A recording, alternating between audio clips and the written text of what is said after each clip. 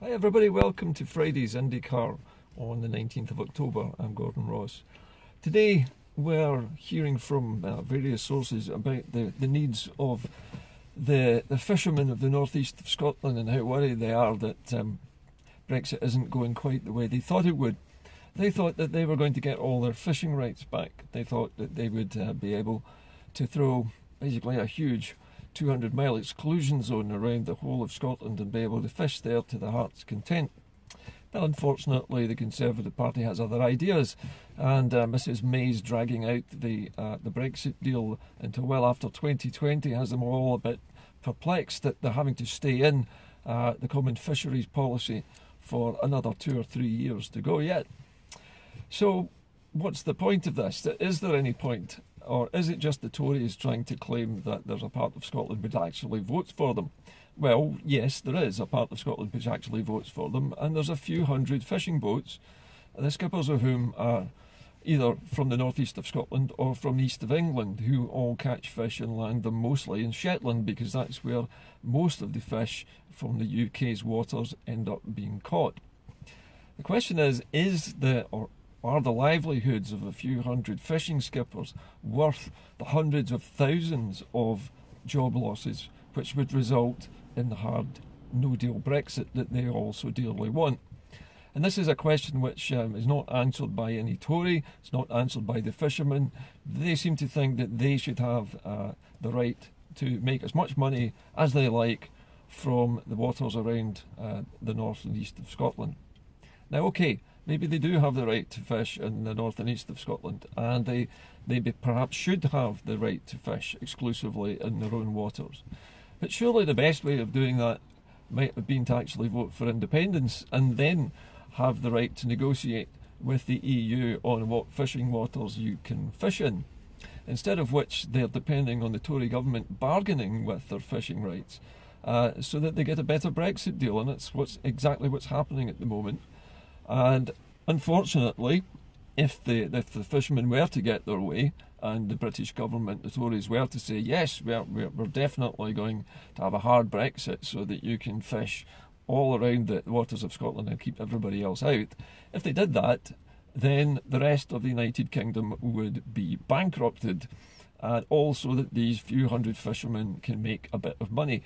And that's really what this is about. This is, as Mr Spock used to say, the needs of the few outweighing the needs of the many. It doesn't add up. One tiny industry, and believe me, fishing is not a huge industry in this country. It's a modest-sized industry which feeds into the food chain of both the UK and the EU. Remember, these fishermen don't only sell fish in the UK, they are exporting them to the European Union and making money out of European Union markets. So don't be fooled into thinking that these guys are all only just surviving. You won't see many of these fishing boat owners driving around in a second-hand banger. Okay, moving on.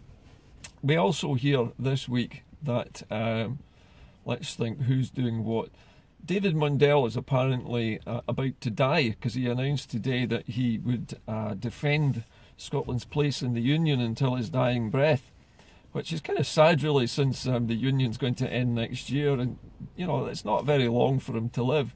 So I hope he's planned his funeral properly, and it's maybe taken out an over 50s plan to make sure he can pay for it.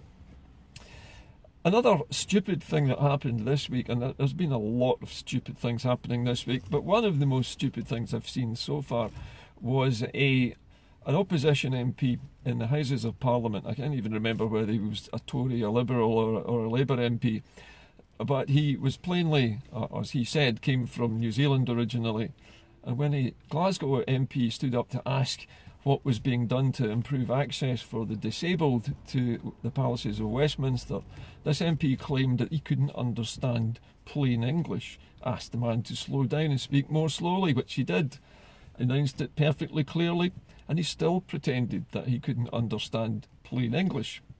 Now, to me, this is a gross insult, and if it had been myself who had been the presiding officer, I would have demanded that that MP sit down and stop misbehaving.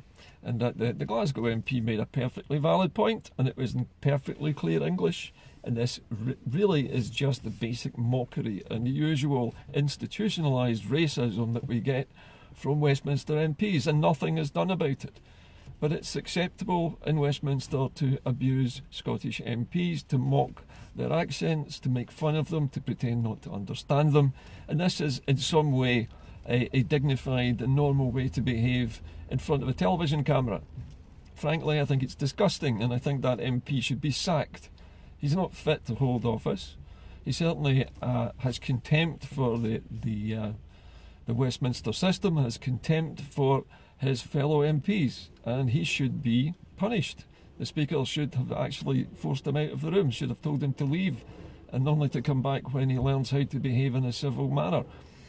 These are the kinds of things which happen daily to Scottish MPs in Westminster, and we only see just the tip of the iceberg.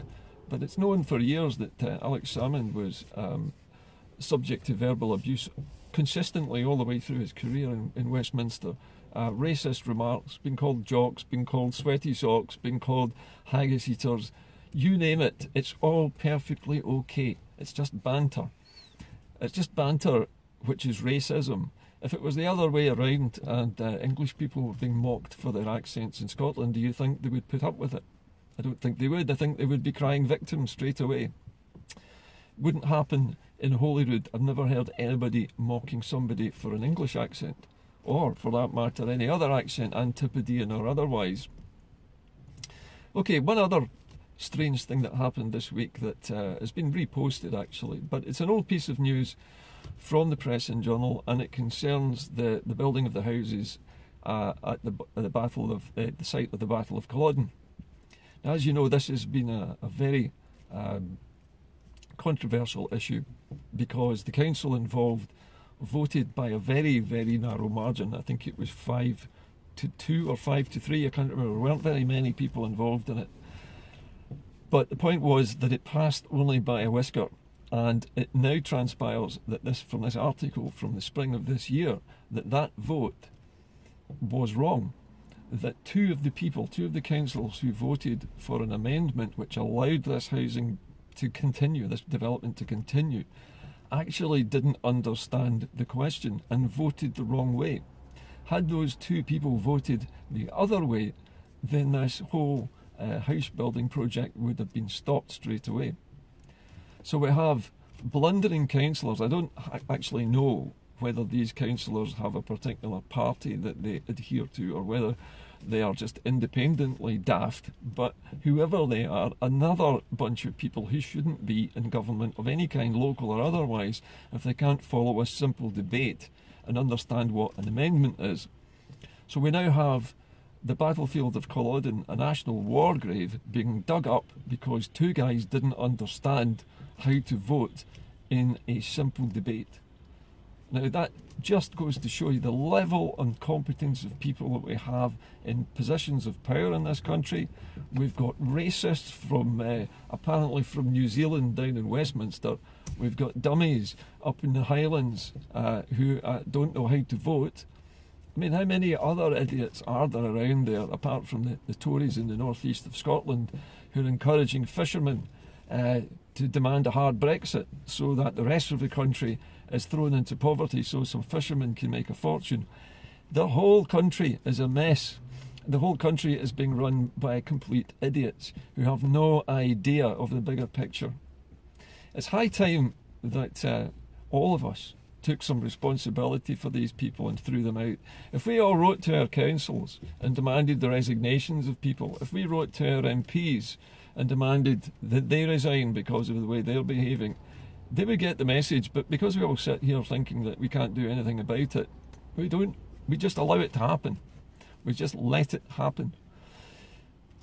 When we become independent and David Mundell dies, because that's what he's promised to do this time, if we become independent and the precious union goes, well, that'll be his dying breath. So when David Mundell dies and Scotland has freed itself from this voluntary union by voting yes to a new constitution and yes to a new country, the last thing we all want to do is sit about and let other people rule the country for us, because one of the things that constitutions do, and particularly this new one, is it gives the power to us, not to the politicians. It gives it to you, the voter. And because you're going to be in an interactive electronic voting system where individual people can get together and force changes in government and force changes in legislation, or even the sackings of people who are on the make or who are fraudulently claiming expenses or anything like that, we will have the rights to do these things. We will have the right, and not only the right, but the responsibility to make sure people do not do this stuff anymore, that there isn't any more racism, there aren't any more frauds, there isn't any more stupidity, and that people who make stupid mistakes that cost others a fortune get the sack. Nobody in a normal workplace who made such a stupid, idiotic mistake as to vote yes to something when they meant to vote no. No one with that level of intelligence should be allowed in a position to make these decisions.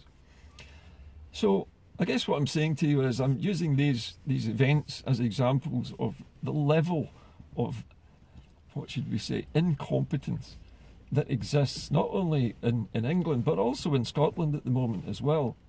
And the promise of David Mundell to croak when Scotland becomes free is probably one of the most powerful reasons for voting yes, actually. Just to have that man expire his last breath because the union is broken would be a tremendous relief to probably about 80% of the population of Scotland. Would be quite happy to see this little creature shrivel up and die and, as I say, give up his last breath with the death of the union.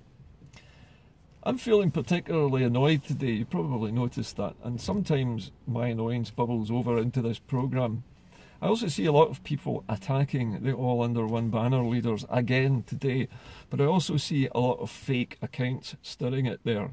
Fake accounts who are saying that the organisers of All Under One Banner have been bad-mouthing other people, or bad-mouthing other people have been bad-mouthing them. All of this stirring that's going on at the moment is being done by fake accounts, one of whom has mysteriously vanished overnight after changing his profile picture to a Union Jack, as if to say, I've got you all fighting one another, I'm really a Union spy, bye-bye.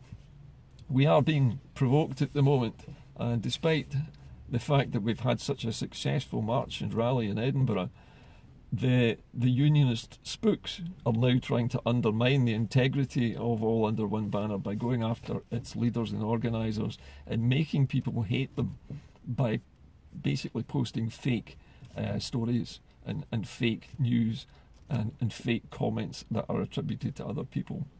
I'm pretty certain it's pretty easy to hack into somebody's account and have it spewing porn in all directions. It isn't beyond the wit or wisdom of the British state and its cyber soldiers to do exactly the same thing here. I'm pretty certain that that's what's been going on with All Under One Banner.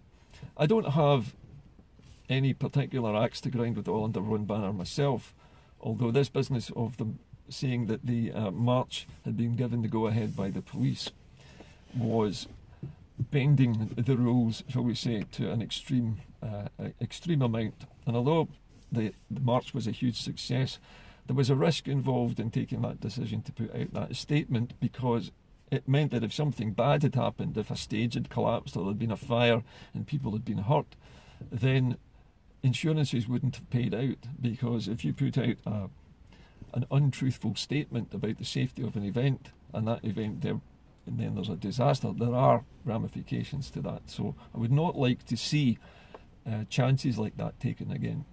So being honest about it, I'm a great admirer of All Under One Banner, but we have to be careful about the kind of things that are said before marches, because we are laying ourselves open to the Union spooks who are coming in and stirring it up and getting people to have a go at All Under One Banner's leadership.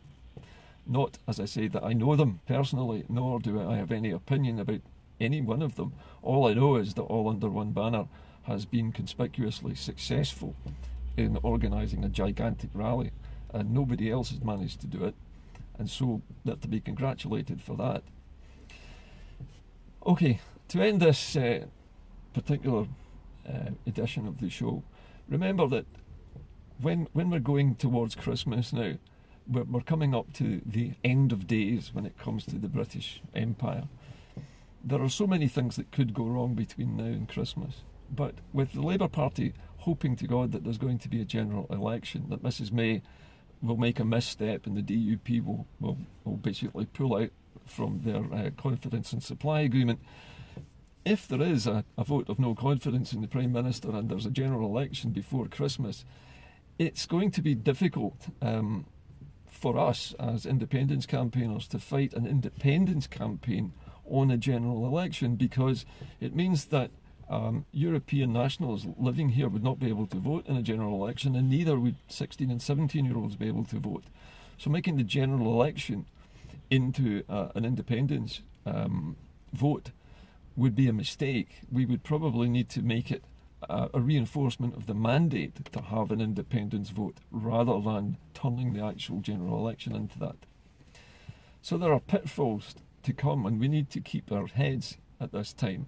There's so much chaos around us that we need to keep focused on what we are trying to do and to make sure that we don't jump at something that is literally just a red herring. It's just something that we shouldn't be snatching at. There will be an independence vote, but I think that independence vote has to be at a time that we choose, not at the time of the general election. The general election might help us to build support for that and build up momentum towards it, but I don't think we should use it in that way. I think it's far better for us to organise an event after any general election, so that what we're voting on then is to dissolve the Acts of Union in the Scottish Parliament, to basically tear up the Acts of Union which are holding us in this voluntary union. Remember, it is voluntary. Once they are gone, we then adopt our constitution, we become a new state. When we become a new state, there is nothing that the British government can then do other than negotiate with us. But we have to do it right, and I think taking a risk on a general election might be too much of a risk. I'm not normally that cautious, but I can see a big pitfall in this, and that would be the elimination of a large number of electorate in Scotland from being able to vote. The Europeans who are staying here and the youngsters under the age of 18. So let's keep talking about it, let's keep watching what's going on, and let's keep the faith, and also let's keep marching. All Under One Banner may have had its faults, but the point is that it was very, very successful, and there are lots of other people who work inside All Under One Banner, who organise, who steward these events, who are just as good activists, who all help with this. It's not just one or two people at the top who do it. They pull it together, but there's a whole army of people that make All Under One Banner work, and we're all part of it. That's why it's called All Under One Banner. It's not just one or two people, it's all of us together, and all we have to do is just remember that. I think Peter Bell also said something similar recently, that he wasn't going to have a snipe at All Under One Banner. He may have disagreed with some of their methods, but they are effective, and they have led one of the biggest marches that's ever been seen in Edinburgh. I think with a little bit of extra effort from everybody, if we all stop bickering and fighting and having a go at each other, we can organise something with 250,000 people. Maybe in Glasgow, maybe in the new year, I don't know, but I'm sure something even bigger can be put together. And even larger events than that will be needed. Anyway, I have to go, but think on it. It's been a week of bizarre happenings all around Scotland, all around the United Kingdom, with pronouncements about this, that and the next thing, and promises about this, that. Nobody knows what's going to happen. The likelihood at the moment is a very hard Brexit with no deal. The best we can hope for from all of this at the moment would be to have an orderly exit with no deal, a blind Brexit with no deal. Still a bad idea. Everything about Brexit, no matter how you slice it, is worse than what we've got now. So unless somebody comes forward, unless the Labour Party come up and say, Brexit's off, we're going back into the EU, then we are going to Brexit. That's it. It's as simple as that. The Labour Party is not saying any of these things. The Labour Party is saying they want to be the party of power, but they want to negotiate a better deal. Much chance of that? I don't know. You've got a Remainer who leads the Tories, who are going for Brexit, and you've got a Brexiter who leads the Labour Party. Who knows? I mean, the whole thing is ridiculous. People who want it are leading a charge for it. People who don't want it are leading a charge against it. Everything in British politics at the moment is nonsensical. It doesn't make any sense whatsoever. And actually voting for independence would be a refreshing change, because at least at the end of independence we would have a country that we're in charge of, that we don't have all these idiots making decisions for us in England anymore and deciding that we are going to do something we don't want to do. It would be nice just to know that we're in charge of our own country, and that we can sleep safe in our beds at night knowing that our businesses aren't going to be destroyed by the actions of somebody 400 miles away or in a fishing boat off Shetland somewhere. Anyway, I shall see you all later. Have a good weekend, everyone. And remember, don't fight one another. Let's fight against Westminster. Let's fight against Brexit and fight against the UK staying in charge of Scotland's affairs. And let's hope that Mundell's prediction comes true, that next year the union dies and he goes with it. Figuratively speaking, of course. But, I mean, if he did draw his last breath, I don't think anybody'd really miss him, do you? Bye now.